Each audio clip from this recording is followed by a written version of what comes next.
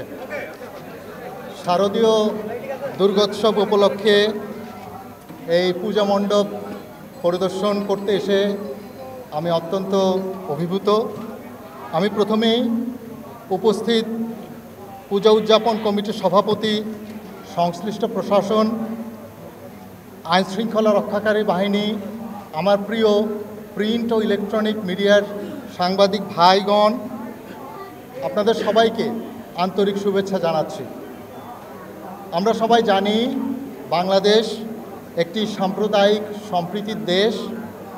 এখানে সকল ধর্ম, বর্ণ ও সম্প্রদায়ের মানুষ পরস্পরের সঙ্গে সৌহার্দ্যপূর্ণভাবে বসবাস করে আসছে।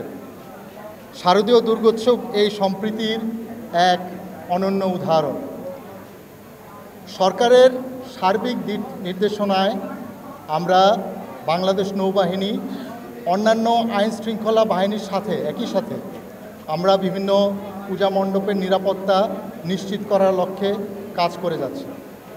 এই উপলক্ষে আমাদের টহল এবং অন্যান্য যে সমস্ত নিরাপত্তাজনিত কার্যক্রম, সেই কার্যক্রম আমরা সবসময় পরিচালনা করছি। চট্টগ্রামে আমাদের নৌ সদস্যগণ, সেনাবাহিনী, র্যাব, পুলিশ, কোস্টগার্ড ও আনসারের সাথে সমন্বয় করে আমরা একসাথে দায়িত্ব পালন করছি।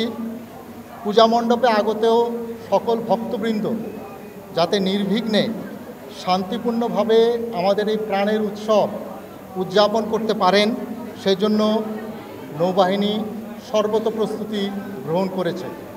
ইতিমধ্যে আমাদের কন্ট্রোল রুম স্থাপন করা হয়েছে এবং যে কোনো ধরনের নিরাপত্তাজনিত বিষয়ে আমরা সর্বদা প্রস্তুত রয়েছি।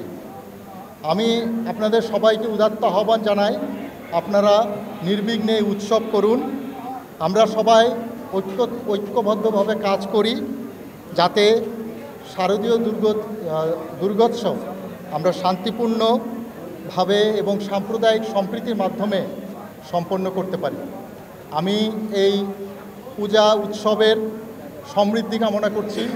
আশা করি আমাদের এই উৎসব সফল হবে এবং সবাই, আমাদের সনাতন ধর্মের সবাই এই উৎসব সম্প্রীতি এবং ভালোভাবে সম্পন্ন করতে পারবে। সকলকে ধন্যবাদ।